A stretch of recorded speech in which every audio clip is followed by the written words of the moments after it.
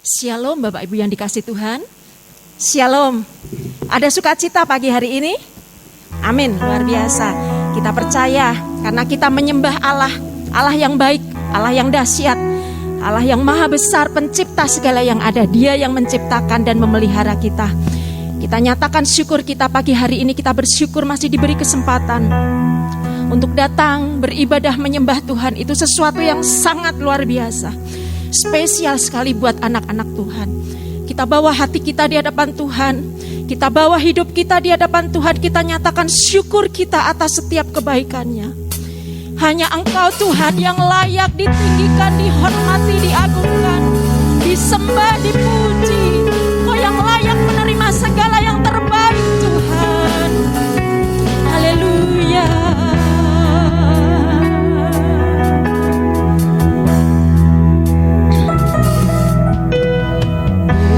Dan ajaiblah karyamu, adil dan benarlah jalanmu.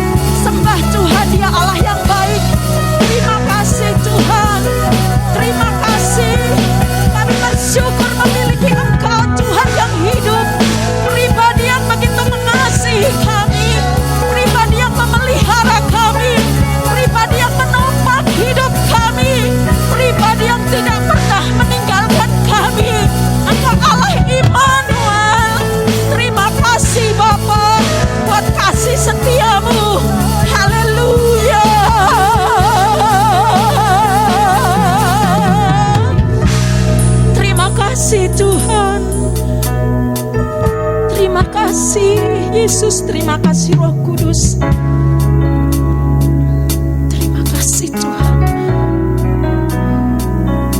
Biarlah kita sejenak di hadapan Tuhan dalam saat teduh secara pribadi.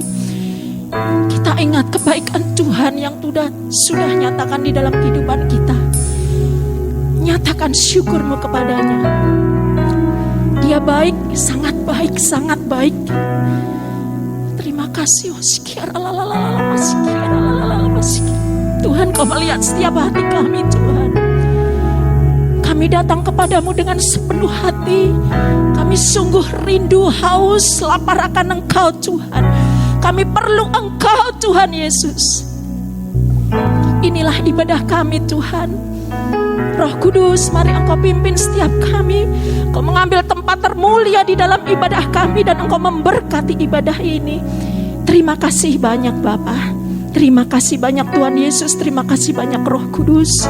Di dalam nama Tuhan Yesus kami mengucap syukur. Dan kami siap Tuhan untuk mempersembahkan yang terbaik bagi Engkau. Kita semua yang siap dan sudah diberkati, kita perkatakan amin. Luar biasa. Saya persilakan Bapak Ibu Saudara untuk duduk kembali. Saudaraku yang dikasih Tuhan, segala pujian, hormat dan syukur hanya bagi Tuhan. Sebab Dia Allah yang maha besar, yang layak untuk terima pujian dari umatnya. Kita nyatakan sukacita kita melalui satu pujian. Segala puji syukur. Haleluya. Kita nyanyikan pujian ini dengan sepenuh hati, dengan sukacita penuh di hadapan Tuhan. Haleluya. Yes. Segala puji syukur hanya bagi-Mu Tuhan. Sebab Kau yang layak dipuja.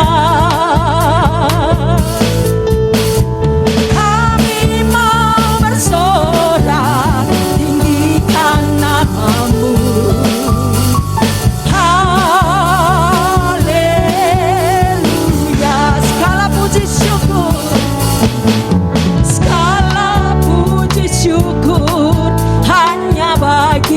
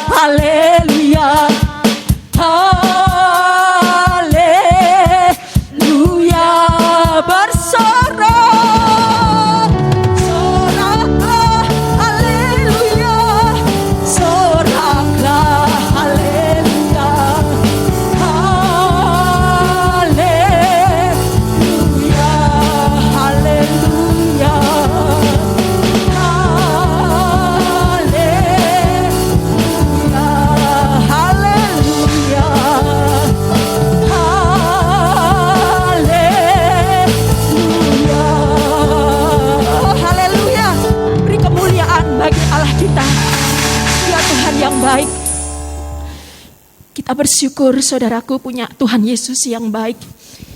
Dia Allah yang mengerti dan peduli.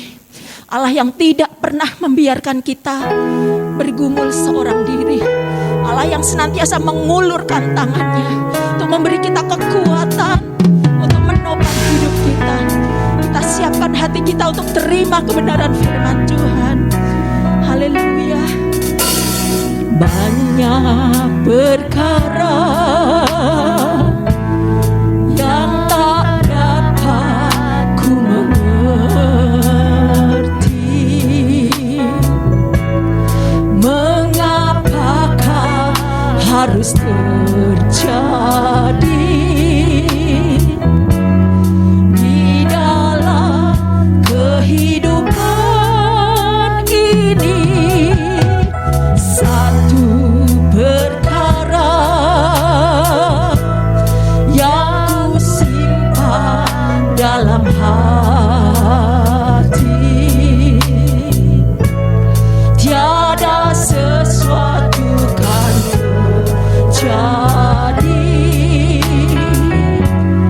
tanpa Allah peduli. Allah mengerti, Allah mengerti, Allah peduli segala persoalan yang kita hadapi.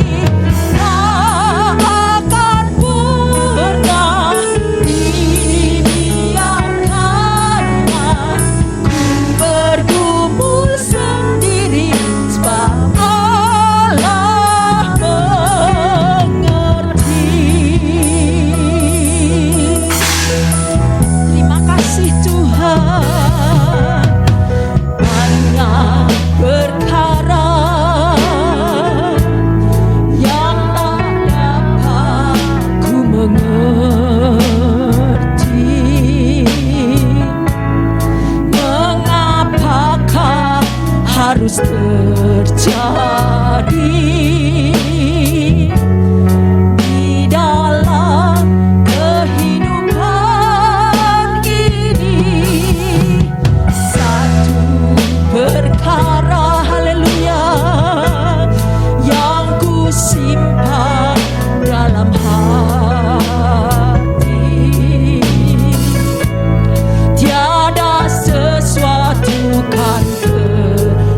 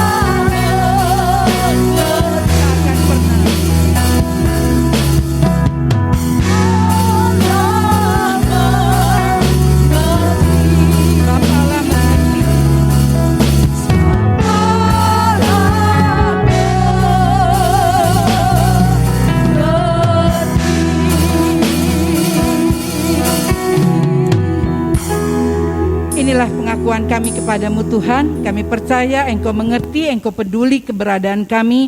Mungkin pagi ini kami datang dengan pergumulan, kami datang dengan masalah.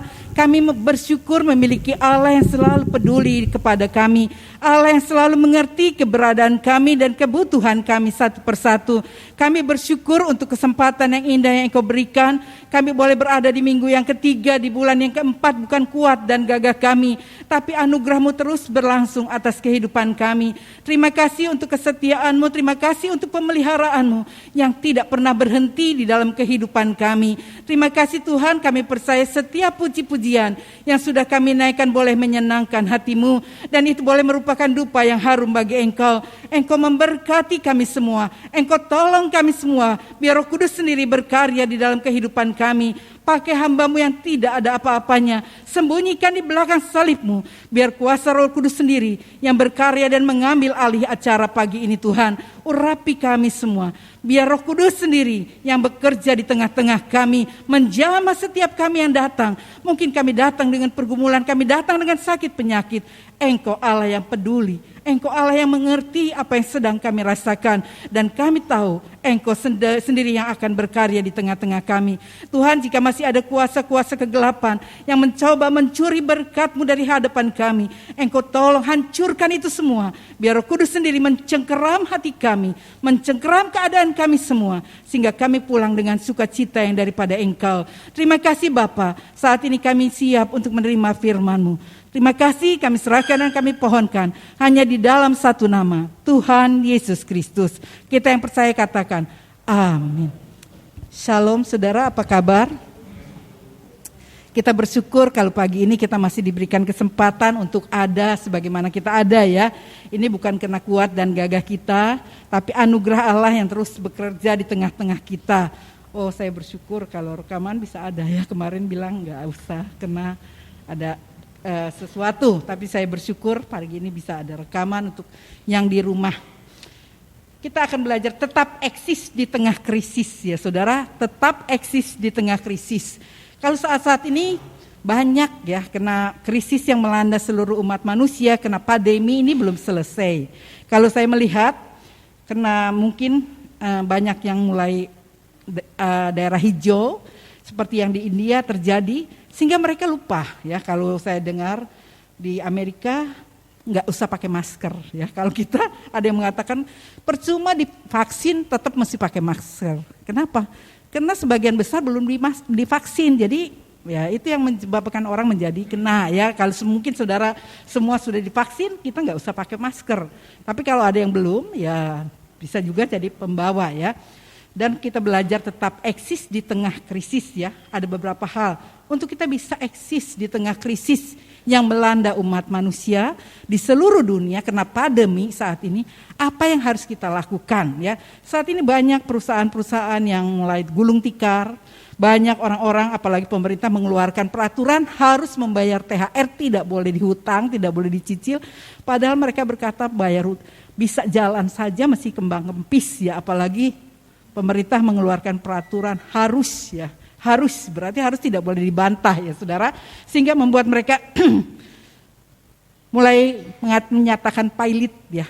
Banyak perusahaan besar seperti itu. Tetapi kita belajar tetap eksis di tengah krisis.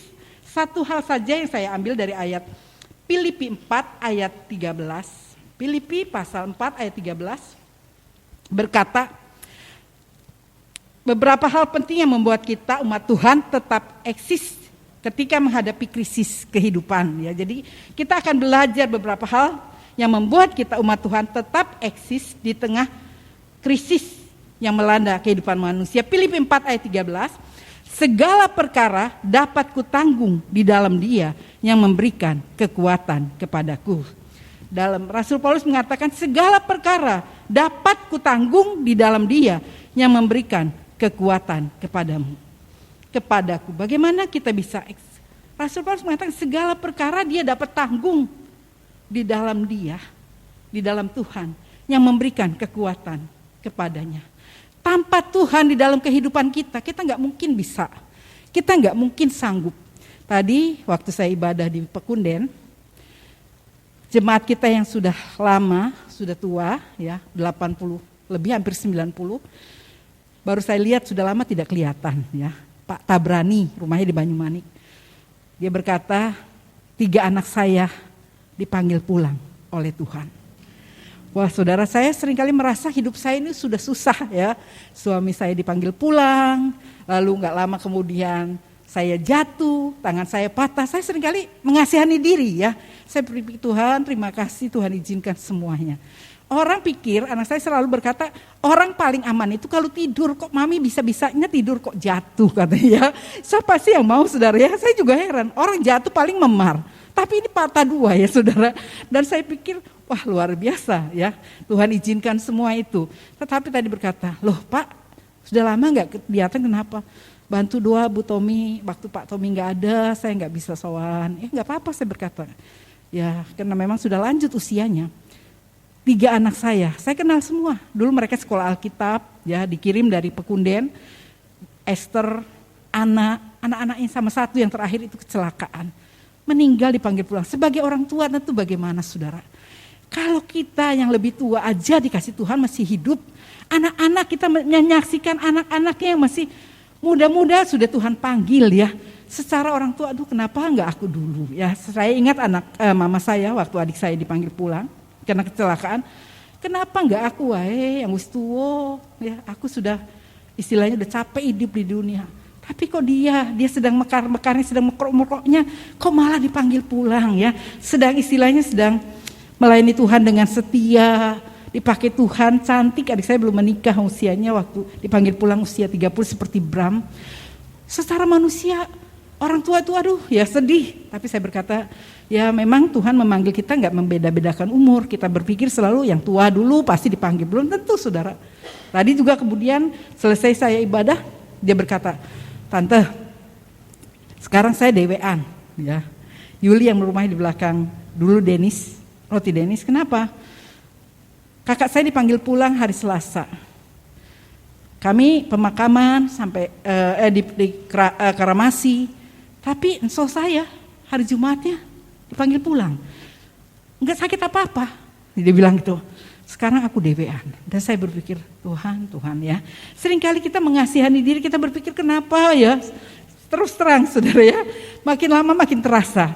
Tapi dengan hal seperti itu saya berpikir, Tuhan saya bersyukur. Bukan bersyukur nyukurin dia. Tuhan memberikan kekuatan kepada saya sampai saat ini masih tetap eksis ya di tengah krisis. Seakan-akan mungkin orang berpikir kenapa tuh Bu Tommy kok orang gak berhenti ya sudah gini. Tapi saya percaya rancangan Tuhan bukan rancangan kecelakaan tapi rancangan damai sejahtera. Kita belajar beberapa hal penting yang membuat kita eksis, umat Tuhan tetap eksis ketika menghadapi krisis. Ayat 13 dikatakan jadikan Tuhan andalan, sandaran kekuatan di dalam menghadapi badai kehidupan. Kita menjadikan Tuhan, untuk kita tetap kuat, jadikan Tuhan andalan, segala perkara dapat kutanggung di dalam Dia yang memberikan kekuatan kepadaku. Jadikan Tuhan andalan, sandaran, kekuatan di dalam menghadapi badai kehidupan. Kalau kita menjadikan kekuatan kita sendiri, kemampuan kita sendiri, saya rasa kita gak kuat. Tapi kalau kita jadikan Tuhan sumber kekuatan kita, di saat kita mungkin merasa sendirian, di saat kita tidak bisa berbuat apa-apa, saya merasa kalau saya sendirian ya, mungkin anak saya mengatakan mami harus kumpul-kumpul ya, mau pulang sana juga gak enak, kenapa? Karena belum tentu mereka bisa terima dengan sukacita ya saudara ya, karena dalam keadaan COVID seperti ini. Paling enak kalau duduk di bawah kaki Tuhan, menangis di bawah kaki Tuhan, mencurahkan isi hati kita, rasanya lega. Kalau sudah mencurahkan isi hati kita, kita berdoa kepada Tuhan, Tuhan memberikan kekuatan kepada kita. Amsal 3 ayat 5 dan 7 berkata, Amsal pasal 3 ayat 5 dan 7 berkata, percayalah kepada Tuhan dengan segenap hatimu dan janganlah bersandar kepada pengertianmu sendiri.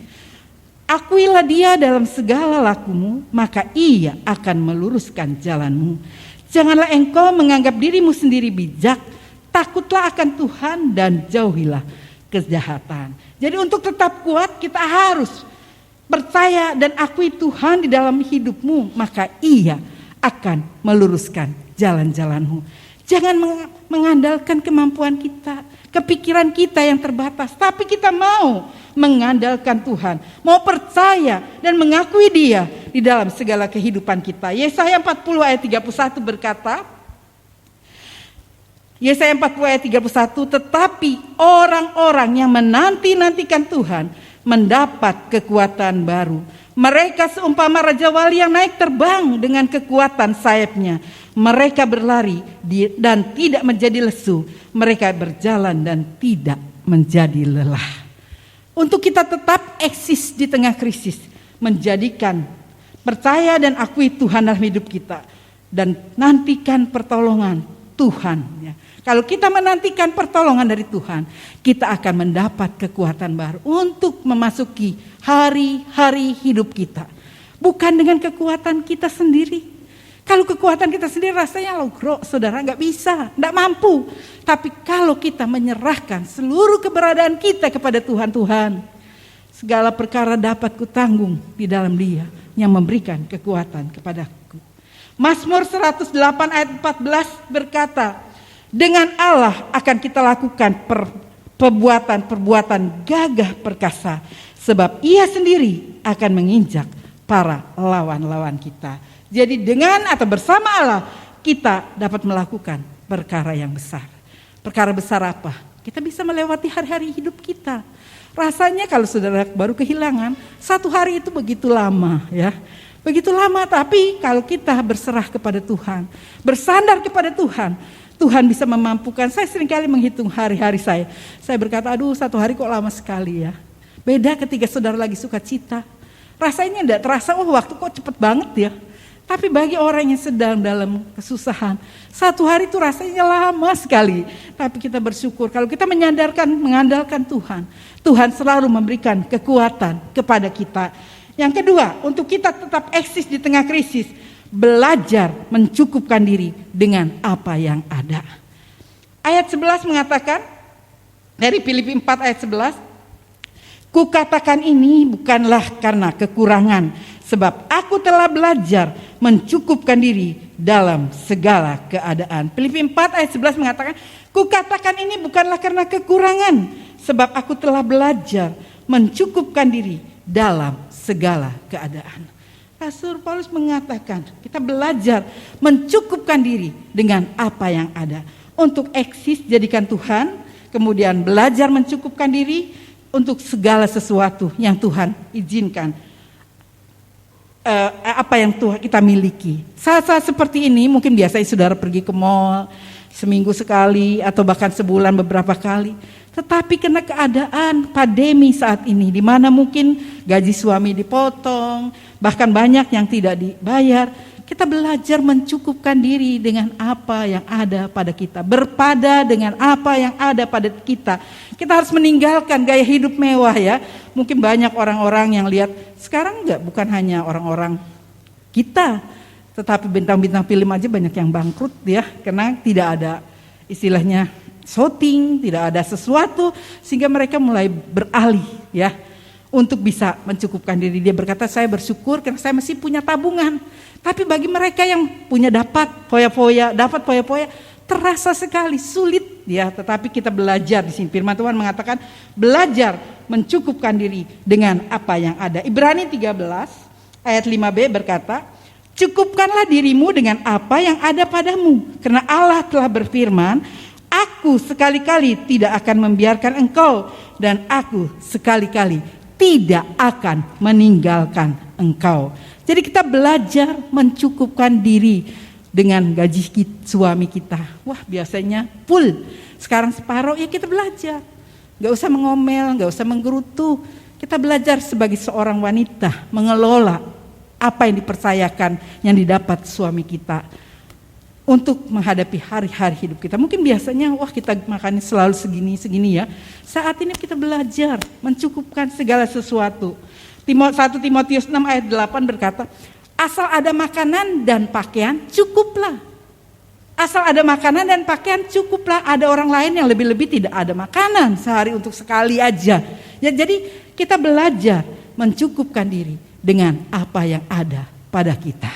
Jadi nggak usah biasanya mungkin, wah makan seminggu sekali, makan restoran, sini pindah ke sini. Saat-saat seperti ini kita harus kencangkan ikat pinggang. Kalau dulu berkata Pak Harto, kita harus mengencangkan ikat pinggang. Maksudnya belajar hidup hemat di dalam keadaan seperti ini. Ya, kita harus belajar. Yang ketiga, percaya akan janji Tuhan. Ayat 19, Filipi 4 ayat 19. Allahku akan memenuhi segala keperluanmu menurut kekayaan dan kemuliaannya dalam Kristus Yesus. Allahku akan memenuhi segala keperluanmu menurut kekayaan dan kemuliaannya dalam Kristus Yesus. Ya, dikatakan percaya akan janji Tuhan. Kita harus percaya bahwa Tuhan akan mencukupi kebutuhanmu. Tuhan akan mencukupi apa yang menjadi kebutuhan hidupmu. Ya, saudara, saya ingat dulu, percaya akan janji Tuhan. Pada waktu kami belum menikah, saya masih pacaran dengan suami saya bekerja membantu kakak ipar saya karena dia pengusaha agen rokok yang terbesar di Kota Kerawang, ya. Dari gudang garam, di Samsu, wah besar sekali, bukan hanya itu, minuman apa. Tetapi dia juga seorang pendeta muda, karena dia majelis gereja, di seorang pendeta muda di gerejanya, padahal nggak pernah bisa khotbah, cuman pendeta kolekte, istilah pengumuman. Dia kalau ada pengumuman dia bagian tugas. Dan saya bantu di situ. Banyak hamba-hamba Tuhan datang kepadanya meminta bantuan, ya, minta tolong. Saya selalu dipanggil Teni, saya berkata Cinke, orang Kerawang panggilnya kalau besan itu Cinke, ada tamu pendeta dari luar kota. Dia berkata, tanya Teni mau ngapain? Waduh, saya rasanya enggak enak ya. Om, ada apa? Saya tanya.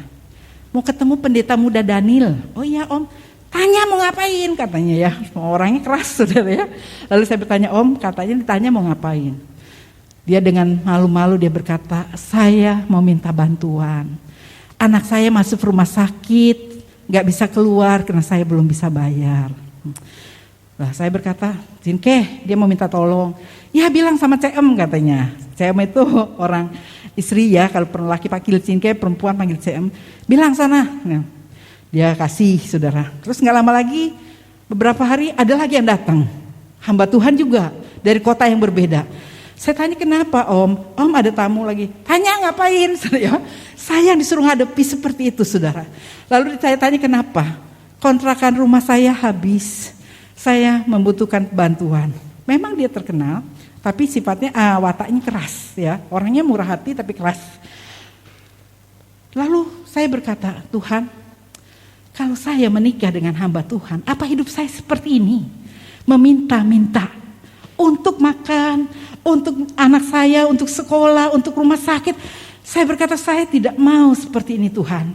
Waktu itu kakak ipar saya sedang menjodohkan saya dengan seorang anak pabrik rokok ya. Dikenalkan, mama saya berkata jangan, ya mantu ini berkata jangan. Steny, mama sudah doakan untuk mendapatkan seorang hamba Tuhan. Kalau kamu nanti dapat pendeta, hidupnya seperti ini loh. Minta-minta ya, untuk sekolah, untuk rumah sakit, untuk kontrak rumah. Kamu sudah pikir Teni, pikir baik-baik. Kalau kamu nikah dengan seorang hamba Tuhan seperti itu. Waktu itu suami saya masih kuliah ya. Dan kalau saya tanya dia, nanti kalau kita menikah tinggal di mana? Ya terserah Tuhan. Jadi belum ada gambaran, kami mau tinggal di mana belum ada gambaran saudara. Secara manusia mungkin, waduh ya, udah ada yang tahu-tahu pasti anak pabrik rokok, yang punya pemilik pabrik rokok. Tapi mama saya mau saya dengan hamba Tuhan. Jangan pengaruhi, awas ya katanya ke mantunya. Jangan ojok si Teni, jangan dikenalin.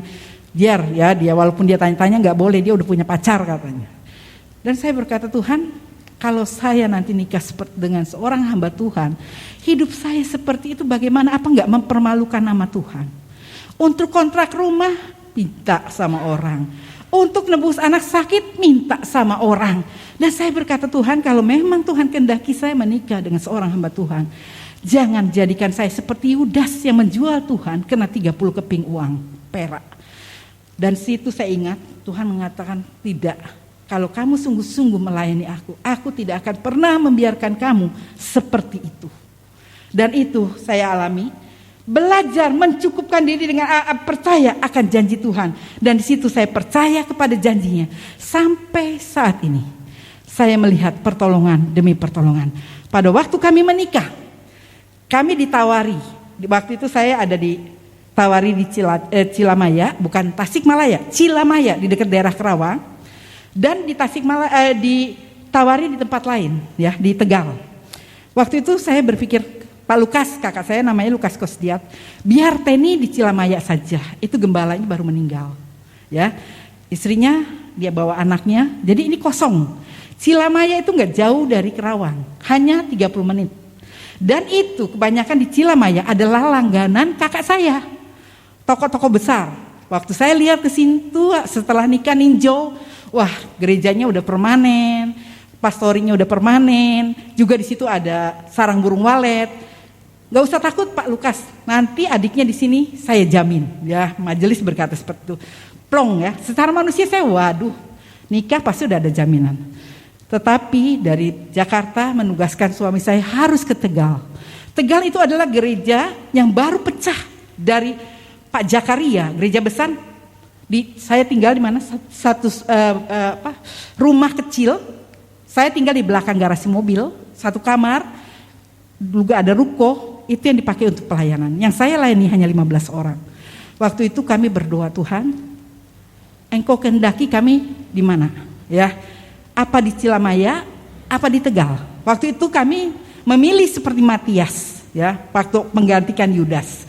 Kami masukkan dua-duanya, kami kocok, 3 kali keluar Tegal. Waduh, secara manusia, kamu masukin enggak? Saya berkata, kamu masukin enggak? Coba buka aja. Ternyata betul ada, saudara. Tegal, Cilamaya. Tapi yang keluar 3 kali itu Tegal semua. Waduh ya. Suami saya berkata, dengar-dengaran sama Tuhan. Ya. Kami langsung pergi ke Tegal. Dengan keadaan seperti itu. Jemaatnya baru 15 orang. Baru pecahan dari Pak Jakaria. Dari gereja yang besar yang punya yayasan sekolah apa. Kami layani di situ, saudara. Itu pergumulan, itu pembentukan karakter saya oleh Tuhan. Belajar, ya. Loh, Pak Lukas kenapa adiknya nggak di sini? Enggak. Waktu itu yang jamin kami sebetulnya BPD Jawa Barat. Tapi dosennya Pak suami saya menyuruh kami harus di Tegal. Sesudah 1 bulan, Tuhan, saya melihat pertolongan Tuhan. Dari 15 menjadi 75 orang. Mulai berkembang, ya. Kami lihat. Di situ saya banyak menangis karena harus belajar melayani sekolah minggu, harus melayani WBI, melayani kaum muda, belajar puji-pujian. Di situ saya dibentuk untuk terus berdoa kepada Tuhan. Ya, Tuhan tolong. Kalau saya berpikir kalau saya di Cilamaya, semua sudah siap. Secara manusia, saudara. Tetapi saya percaya akan janji Tuhan. Tuhan berkata kamu pergi ke Tegal, aku akan pelihara kamu di sana. Dan rencana Tuhan bukan rencana saya. Secara manusia baru 1 tahun. Ternyata majelis yang punya rumah itu pingin jadi gembala. Ya, mungkin waktu dia keluar diomongin orang di sana malu. Dia pakai tameng suami saya. Tetapi justru dia yang ingin. Lalu jemaat berkata, udah Pak Tommy kita keluar aja. Buka baru. Tapi dosen berkata nggak boleh. Ini baru pecah 1 tahun. Kalau kamu ikutin jemaat, kita cari tempat lain Pak Tommy. Nanti bagaimana kok GBI pecah terus katanya. Jadi nggak usah kamu saya tarik ke Jakarta, nanti saya tempatkan untuk di Semarang. Dia berkata, wah saudara waktu saya disuruh pulang, saya suka citanya luar biasa. Kenapa? Karena saya pikir, kamu nggak usah pikirin kasih saya. Karena saya tahu bahwa kamu panggilannya sebagai hamba Tuhan. Kakak saya berkata, ini kamu pulang sini, sekarang kita buka ya, saya bukain Indomaret. Dulu belum ada Indomaret saudara. Tahun 70-an, 80-an belum ada. Nanti kamu kelola. Saya berpikir, karena saya memang suka bisnis ya saudara. Udah kamu pegang itu aja. Lalu secara manusia saya suka cita, tapi suami saya merasa gagal. Sebagai seorang suami baru 1 tahun melayanan, sekarang harus kembali ke mertua. Ya, mertua indah. Tapi waktu itu dia dipanggil, ditempatkan di Semarang. Saya berpikir aduh yang jemaat kecil aja seperti ini beratnya, apalagi di sini dikatakan jemaatnya besar 500 orang. Waduh bagaimana ya. Udah deh kamu melayani. 1 bulan suami saya dilaju pulang pergi ke Semarang, Kerawang. Dan saya sendiri waktu itu belum siap untuk kembali ke Semarang. Saya bilang yang sedikit aja berat apalagi yang banyak. Tetapi rancangan Tuhan adalah rancangan yang terbaik. Saya ingat, lalu yang punya gereja, ayahnya Tante Oli, datang ke rumah dan berkata, "Tante, izinkan Teni untuk kesini." Ya, waktu itu saya coba alih-alih, tapi akhirnya saya datang ke Semarang sampai saat ini. Saudara, Tuhan itu baik. Saya hanya bawa satu tas ya, datang ke sini. Kalau saya mungkin tidak dengar-dengaran kepada Tuhan, saya tidak ada sampai saat ini. Dan Tuhan menggenapi janjinya. Percaya akan janji Tuhan bahwa Ia akan mencukupkan kebutuhan hidupmu. Memang saya merasa Tuhan pelihara walaupun kita tidak digaji. Ya, suami saya berkata hidup kita dari iman. Sebagai GBI hidupnya dari iman. Ya, kalau kita melayani kita dapat, kalau enggak. Saya hidupnya dengan iman. Kita percaya kepada Tuhan. Dan memang Tuhan tidak pernah membiarkan saya. Memang secara manusia saya meninggalkan semua kesenangan saya di rumah. Waktu kami menikah baru 1 tahun mungkin kami dengan tempat tidur yang komplit lengkap ya. Kami datang ke sini hanya dengan dipan 2 ya, dengan nggak ada kasur, nggak ada apa. Kami ikut karena saya sebagai istri harus ngikut suami ya, dengan keadaan seperti itu. Tapi saya melihat Tuhan menggenapi asal kita setia. Tuhan menggenapi janjinya di dalam kehidupan kami. Mazmur 34 ayat 11 berkata, "Takutlah akan Tuhan, hei orang-orangnya yang kudus, sebab tidak berkekurangan orang yang takut akan Dia." Takutlah akan Tuhan, hei orang-orang yang kudus, sebab tidak berkekurangan orang yang takut akan Dia. Bahwa orang yang mencari atau percaya pada Tuhan tidak akan kekurangan. Memang Tuhan selalu mencukupkan apa yang menjadi kebutuhan, asal kita nggak ngoyo, nggak minta seperti orang lain, pengen seperti ini, tidak. Waktu saya datang di sini TV aja nggak ada ya. Saya ingat saya pulang ke Kerawang dikasih, karena itu masih hitam putih, lalu kakak saya beli yang berwarna, dia tanyain, "Tani, kamu sudah punya TV belum?" Lalu kami bawa, saudara, udah ini kamu bawa aja. Kami bawa naik bis dari Kerawang ke sini ya, waktu liburan. Kami pangku sampai di sini, nggak nyala saudara ya. Saya ingat, saya ngalami hal-hal seperti itu. TV-nya nggak nyala, waduh kita udah nggak ada hiburan ya. Kok nggak nyala? Suami saya tumpang tangan, saya ingat dia berdoa. Lalu TV itu mulai keluar gambar saudara. Saya ingat kami mengalami hal-hal seperti itu, tapi kami percaya Tuhan memelihara kami. Tuhan menjamin kehidupan kami. Yeremia 17 ayat 7 dan 8 berkata, "Diberkatilah orang yang mengandalkan Tuhan, yang menaruh harapannya pada Tuhan. Ia akan seperti pohon yang ditanam di tepi air, yang merambatkan akar-akarnya ke tepi batang air, dan yang tidak mengalami datangnya panas terik, yang daunnya tetap hijau, yang tidak khawatir akan tahun kering, dan yang tidak berhenti menghasilkan buah." Kalau kita percaya kepada Tuhan, kami berkata, "Tuhan, kalau Tuhan kehendaki kami di sini." Suami saya berkata, "Kembalikan jiwa-jiwa." Dan betul saudara, sehingga kita bisa membangun itu gereja ya, tadinya sedikit sampai nggak muat sampai ke belakang. Memang janji Tuhan digenapi. Mazmur 23 ayat 1 sampai 6. Jadikan Tuhan gembala kita yang baik. Tuhan adalah gembalaku, tak akan kekurangan aku. Ia membaringkan aku di padang yang berumput hijau. Ia membimbing aku ke air yang tenang. Ia menyegarkan jiwaku. Ia menuntun aku di jalan yang benar oleh karena namanya. Sekalipun aku berjalan dalam lembah kekelaman, aku tidak takut bahaya, sebab Engkau besertaku. Gadamu dan tongkatmu itulah yang menghibur aku. Engkau menyediakan hidangan bagiku di hadapan lawanku. Engkau mengurapi kepalaku dengan minyak. Pialaku penuh melimpah. Kebajikan dan kemurahan belaka akan mengikuti aku seumur hidupku, dan aku akan diam di rumah Tuhan sepanjang masa. Kalau kita jadikan Tuhan gembala kita yang baik, dikatakan Dia akan menyediakan hidangan bagi kita di hadapan lawan kita. Kebajikan, kemurahan akan selalu mengikuti kita, bukan sebentar, tapi seumur hidup kita. Dia menjamin kebutuhan kita, Dia mencukupi keperluan kita, asal kita mau jadikan Tuhan, percaya akan janjinya, jadikan dia gembala kita yang baik. Dan yang terakhir dikatakan, berdoa dan bersyukur kepada Tuhan. Di dalam segala keadaan kita belajar untuk berdoa dan bersyukur kepada Tuhan. Doa dan ucapan syukur membangkitkan kekuatan, kuasa dan mujizat. 1 Tesalonika 5 ayat 17 dan 18. Tetaplah berdoa, mengucap syukurlah dalam segala hal, sebab itulah yang dikehendaki Allah di dalam Kristus Yesus bagi kamu. Belajar untuk tetap berdoa dan bersyukur. Yeremia 32 ayat 17 berkata, "Ah Tuhan Allah, sesungguhnya Engkaulah yang telah menjadikan langit dan bumi, dan kekuatanmu yang besar, dan dengan lenganmu yang terentang tiada satu pun yang mustahil untukmu." Yang 32 ayat 27, "Sesungguhnya akulah Tuhan Allah segala malu. Adakah sesuatu apapun yang mustahil untukku?" Kita belajar untuk berdoa dan mengucap syukur. Saya membaca jawaban dari buku tentang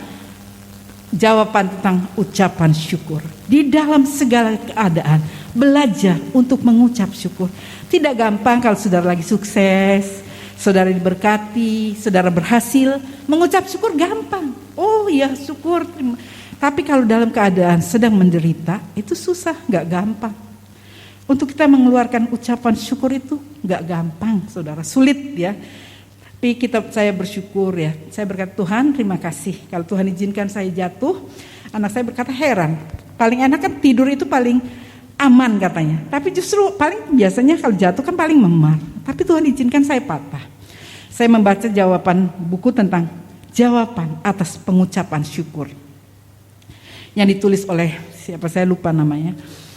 Dikatakan ada seorang orang tua yang memiliki anak yang mempunyai karakter yang begitu keras, yang selalu membantah ya, sehingga keluarga ini berkata, "Pak Pendeta, tolong doakan anak saya.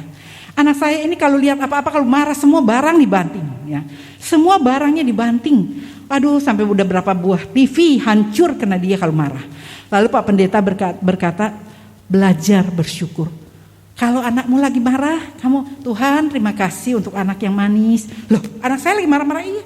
Terima kasih. Itu adalah dua iman. Terima kasih Tuhan untuk anak saya yang sudah Engkau ubahkan menjadi anak yang baik ya.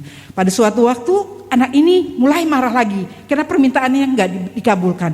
Dia mulai mengangkat barang, ibunya berdoa, "Tuhan terima kasih untuk anak saya si A yang baik." Anak yang manis, barang itu enggak jadi dibanting saudara ya. Dia hanya pegang, dia letakkan lagi. Dia selalu begitu. Lalu ibu ini bersaksi, "Pak Pendeta, betul atas ucapan syukur yang saya keluarkan pada saat seperti itu, anak saya sudah berubah total. Sekarang dia menjadi lebih tenang, lebih baik ya." Karena apa? Jawaban atas pengucapan syukur. Ada seorang suami yang sering kali mabuk-mabuk, kalau pulang ke rumah dia mabuk-mabuk. Istrinya kena KDRT, anak-anaknya kena KDRT, sehingga keluarga ini kalau dengar telapak kaki suaminya masuk atau papahnya datang, waduh ketakutan. Tapi pada waktu diminta doa kepada Bapak Pendeta itu, dia berkata, "Belajar bersyukur untuk ayahmu, untuk suamimu." Dia berdoa, "Tuhan terima kasih, saya percaya suami saya menjadi seorang suami yang baik, yang mengasihi saya, mengasihi anak-anak, suami yang bertanggung jawab." Pada dia pemabuk. Pada suatu hari ketika suami ini pulang ke rumah, sebelum dia masuk dia mendengar mereka mengadakan mesbah doa setiap hari ya. Anak-anak kumpul bersyukur, "Tuhan saya bersyukur memiliki ayah yang baik, ayah yang manis, ayah yang mengasihi keluarga." Suaminya di depan pintu mendengar doa yang dinaikkan oleh istri dan anak-anaknya. Dia tersentuh, dia meleleh menangis. Dan semenjak itu suaminya berkata, "Saya mau berubah." Dia menjadi seorang suami yang betul-betul bertanggung jawab, mengasihi keluarga dan mengasihi anak-anaknya, istri dan anak-anaknya. Kenapa? Jawaban atas pengucapan syukur, doa iman. Kalau kira-kira selama ini kita minta, "Tuhan tolong sembuhkan, Tuhan tolong sembuhkan, Tuhan tolong jawab pergumulan saya, Tuhan jawab permohonan saya." Tapi kita gak pernah berkata, "Tuhan terima kasih, Engkau sedang berkarya di dalam kehidupanku, dan saya percaya saya akan melihat pertolongan-Mu terjadi dalam hidup saya. Doa iman kita naikkan dan ucapkan kepada Tuhan, maka kita akan melihat pertolongan demi pertolongan terjadi dalam kehidupan kita. Tidak ada yang mustahil bagi Tuhan. Mungkin bagi manusia itu mustahil, gak mungkin ya. Memang benar orang sini berkata watak ora isa diubah, watu ono obate. Tapi bagi Tuhan tidak ada hal seperti itu. Tuhan sanggup dan bisa mengubah sesuatu. Rasul Paulus, orang yang keras, yang biasa membunuh, mengejar-ngejar orang Kristen, diubahkan Tuhan. Bukunya paling banyak ditulis adalah buku dari Rasul Paulus. Saudara, bagaimana dengan kehidupan kita? Saat ini mungkin berkata, aduh Bu Tommy, kok susah ya? Apa yang saudara omongkan itu jadi susah. Kerjaan susah ya, sepi, dan sepi itu merupakan doa. Jadi sepi. Tuhan terima kasih, walaupun di tengah pandemi saya diberkati Tuhan.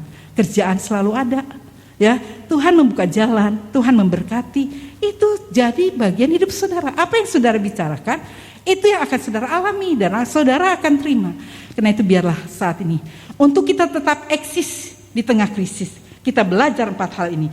Yang pertama, jadikan Tuhan andalan, sandaran, kekuatan dalam menghadapi badai hidup. Kedua, belajar mencukupkan diri dengan apa yang ada. Yang ketiga, percaya akan janji Tuhan bahwa Ia akan mencukupkan kebutuhan hidupmu. Dan yang terakhir, berdoa dan selalu bersyukur kepada Tuhan.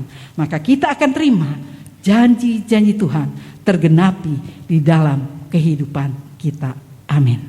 Biarlah renungan singkat ini boleh mengajar kita untuk terus bergantung kepada Tuhan. Saya undang pemain musik dan singer. Kita nyanyikan serahkanlah hidupmu kepadanya. Kita belajar menyerahkan hidup kita hanya kepada Tuhan. Kalau kita mau menyerahkan hidup kita kepada Tuhan, kita akan lihat pertolongan demi pertolongan akan menjadi bagian dalam kehidupanmu. Kita berdiri bersama, saudara. Terima kasih Tuhan. Engkau baik, sangat baik dan teramat baik. Oh haleluya.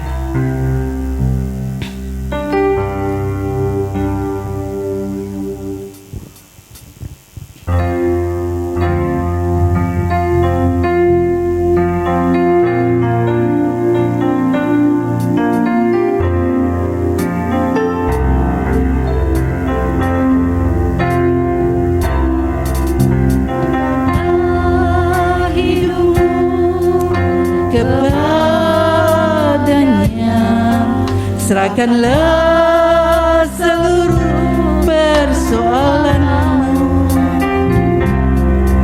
sebab di dalam namanya ada jaminan kekal di dalam segala berkat. Serahkanlah hidupmu kepada serahkanlah seluruh persoalanmu, sebab di dalam namanya ada jaminan kekal di dalam segala berkat. Berseru pada Yesus, berserah pada Yesus. Percayalah Dia sanggup menolongmu. Berseru pada Yesus, berserah pada Yesus. Dia akan memberi kedamaian abadi. Serahkanlah. Nyanyi dengan iman, saudara. Mungkin pagi ini sudah datang dengan badai-badai kehidupan yang saudara sedang hadapi, sakit penyakit yang tidak kunjung sembuh, pergumulan yang besar yang sedang engkau hadapi, mungkin menyangkut pekerjaan, rumah tangga, masa depan anak-anakmu. Serahkanlah semua kepada Tuhan. Dia memperdulikan kita dan Dia tidak pernah membiarkan kita sendirian. Jadikan Dia sumber kekuatan kita, sumber pertolongan kita. Percayalah kepadanya. Terima kasih. Oh, haleluya. Haleluya. Yesus.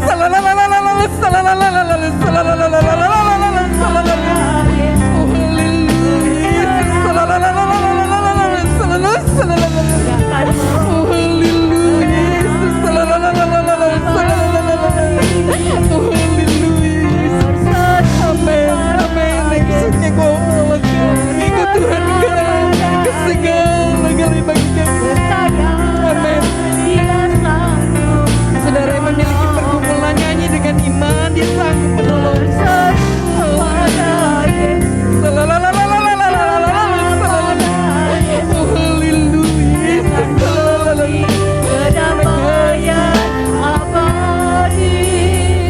Terima kasih Tuhan. Terima kasih Yesus. Oh, haleluya Yesus. Haleluya Yesus.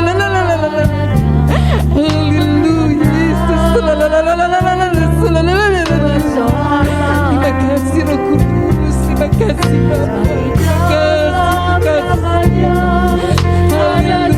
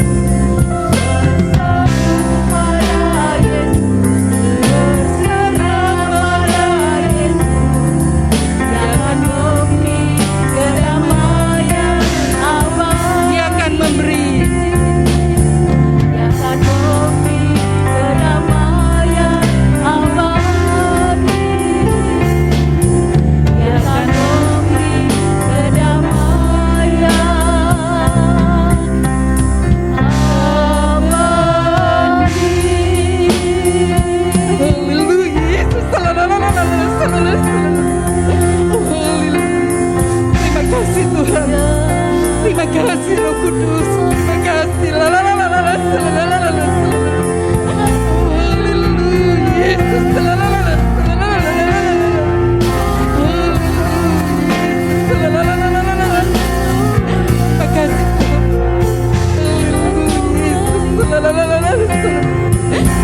kasih Tuhan, terima kasih saat ini hamba-Mu sudah berhenti berbicara.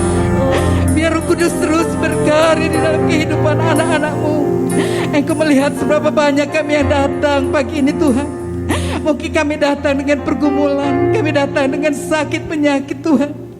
Biar Roh Kudus sendiri yang berkarya di tengah-tengah kami. Engkau jawaban untuk setiap pergumulan kami Tuhan. Oleh bilur-bilur-Mu yang sakit boleh disembuhkan, yang susah boleh dihiburkan, yang sedang mengalami pergumulan berikan mereka kemenangan Tuhan. Yang saat ini mulai letih lesu iman mereka, biar Engkau sendiri yang berkarya bangkitkan iman mereka. Ajar mereka mengembalikan semua yang mereka rasakan kepadamu saja. Oh Tuhan, biar Roh Kudus terus berkarya di dalam kehidupan kami, mengingatkan kami untuk menaruh harapan kami hanya kepadamu. Hamba-Mu sudah selesai berbicara, Roh Kudus yang berkarya mengingatkan di tengah-tengah kesulitan yang sedang melanda bangsa dan negara kami. Mungkin anak-anak-Mu datang dengan pergumulan-pergumulan, biarlah mereka pulang dengan sukacita bahwa mereka tidak sendirian, karena Engkau ada bersama mereka. Kami berdoa untuk anak-anak-Mu yang masih sakit Tuhan. Kami terus berdoa untuk Pak Tabran yang baru kehilangan keluarganya, untuk Ibu Yuli yang baru kehilangan keluarganya. Biar penghiburan-Mu atas mereka Tuhan. Engkau tolong mereka, mampukan mereka, ajar memulang, mengembalikan semua yang mereka rasakan hanya kepadamu. Kami berdoa untuk Pak Suyatno yang sakit, Engkau jamah, Engkau lawat, sembuhkan. Ibu Setiawan yang kakinya sakit, Engkau lawat oleh bilur-bilur-Mu, dia jadi sembuh. Kami juga menyerahkan anak-anak-Mu yang sakit, Tuhan. Kami serahkan Bu Kanti, Bapak Budiono Hadi Pranoto, Mak Culan, Tuhan, Ibu Indah Trimurti, dan anak-anak-Mu yang lain yang membutuhkan pertolongan. Biar lawatan-Mu terjadi atas hidup mereka. Terima kasih Tuhan, terima kasih untuk jawaban doa yang Kau berikan bagi kami. Dan jika sebentar anak-anak-Mu membawa persembahan, baik persembahan syukur, persembahan tantangan, persembahan kolekte maupun persepuluhan, Engkau sendiri yang akan berkarya membalaskan mereka dengan lipat gali ganda, mencurahkan berkat-Mu atas keluarga mereka di tengah-tengah kesulitan. Mereka belajar mempersembahkan sesuatu bagi Engkau. Engkau Allah yang tidak pernah berhutang. Engkau sanggup melipat gandakan berkat-Mu atas hidup kami. Kami juga berdoa untuk pemerintah negara dan bangsa kami. Kami menyerahkan Bapak Presiden Joko Widodo, Wakil Presiden Haji Ma'ruf Amin Tuhan, juga kabinet maju yang ada Tuhan. Engkau berkati Tuhan pelayanan mereka, Engkau berkati pemerintahan mereka Tuhan. Biar hikmat-Mu ada atas mereka, sehingga kami menjadi bangsa yang dihargai, bangsa yang dihormati, dan Engkau sendiri yang dipuji, dibesarkan.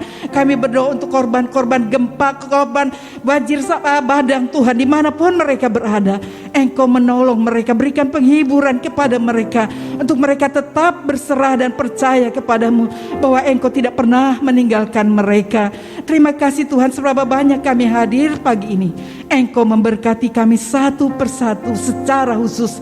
Biar sebentar jika kami pulang, kami juga menerima berkat daripada Engkau. Karena itu saudara-saudara, pengadakan kedua tanganmu. Diberkatilah oleh Tuhan rumah tanggamu, diberkatilah oleh Tuhan kesehatan tubuhmu, diberkatilah oleh Tuhan pekerjaanmu, dimanapun engkau berada, berkat Tuhan menyertai engkau. Karena itu saudara-saudara, marilah kita pulang dengan membawa berkat, anugerah dan kasih setia Tuhan yang akan menyertai, melindungi hidup kita mulai saat ini sampai Yesus datang kembali. Kita yang percaya katakan amin. Tuhan memberkati saudara, selamat pulang.